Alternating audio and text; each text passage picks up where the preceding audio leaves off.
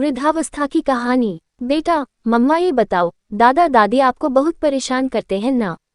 हाँ बेटा, पर क्या कर सकते हैं, अब है यहाँ तो झेलना ही पड़ेगा।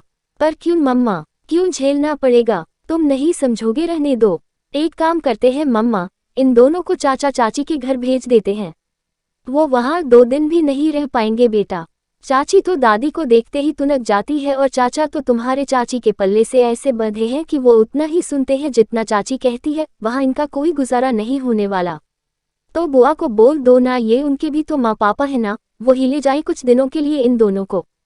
तुम भी ना बड़े भोले हो बेटा, वहाँ नहीं जाएंगे दादा दादी, ढकोसला करेंगे कि हम तो बेटी के घर का पानी भी नहीं पी सकते तो वहाँ जाकर रहेंगे कैसे? और अगर रहने को तैयार हो भी गए तो तुम्हारी बुआ के 50 बहाने निकल आएंगे। वो कम थोड़े ना है, वो भी तो अपनी माँ पर ही गई है।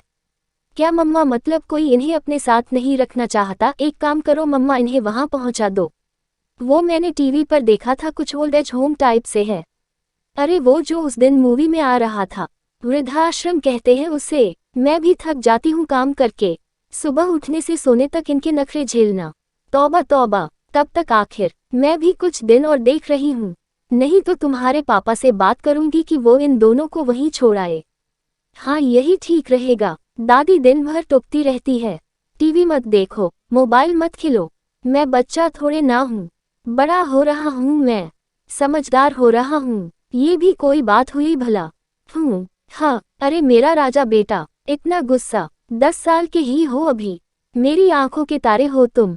इतनी जल्दी बड़े हो जाओगे, कभी सोचा ही नहीं था। अब देखो तुम बड़े होते जाओगे और हम बूढ़े होते जाएंगे, फिर तुम्हारी शादी करेंगे, प्यारी सी दुल्हनियां लाएंगे। नहीं मम्मा प्लीज, मैं तो बड़ा हो रहा हूँ, पर आप लोग प्लीज बूढ़े मत होना।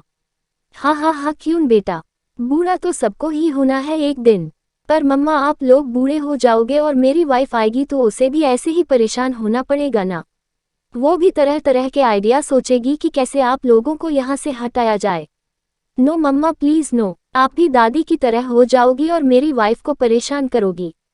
मैं ऐसा नहीं होने दूंगा। एक काम करूंगा, मैं मेरी शादी होते ही आप दोनों के लिए ओल्ड एज होम बुक करवा दूंगा, जहां आप लोग रह सकोगे और मैं और मेरी वाइफ भी चैन से रह लेंगे। हाँ, हमारा घर है हमारे पास, तुम रहना अपने घर में अपनी वाइफ को लेकर। यही करोगे तुम? पाल पोस कर बड़ा कर रहे हैं और तुम हमें वृद्धाश्रम भेजने की तैयारी कर रहे हो? वाह बेटा वाह। मम्मा, मैं कहाँ कुछ गलत कह रहा हूँ? दादा दादी ने भी तो पापा बुआ को पाला पोसा ही होगा ना। सभी माँ बाप पालते हैं अपने बच्चों को, उसमें क्या नया है? पर अब जब सब बड़े हो गए हैं तो कोई बूढ़े लोगों को अपने पास नहीं रखना चाहता, तो भला मैं क्यों रखूंगा? परेशानी बढ़ाते हैं ये बूढ़े लोग, मैं भी नहीं रखूंगा और साइंटिस्ट बनकर कोई ऐसी दवा बनाऊंगा जिससे कि मैं कभी बूढ़ा ही ना हो पाऊं और मेरे बच्चों को कोई ओल्ड एज होम ना ढूंढना पड़े। अपने बेटे की बातें सुन माँ के शरीर में सिहरन सी दौड़ गई और जिन आंखों में कुछ देर पहले परेशानी, व्यथा, गुस्सा दिख रहा था, उन्हीं आंखों में अब शर्म लज्जा नजर आ रही थी। मम्मी की अकल ठिकाने आ चुकी थी और वह मन ही मन में मम्मी पापा को अपने घर में ही रखने का फैसला ले चुकी थी। कहानी अच्छी लगी तो वीडियो को लाइक और चैनल को सब्सक्राइब जरूर करें। धन्यवाद। सदैव प्रसन्न रहिए, जो प्राप्त है पर्याप्त है। ओम शांति।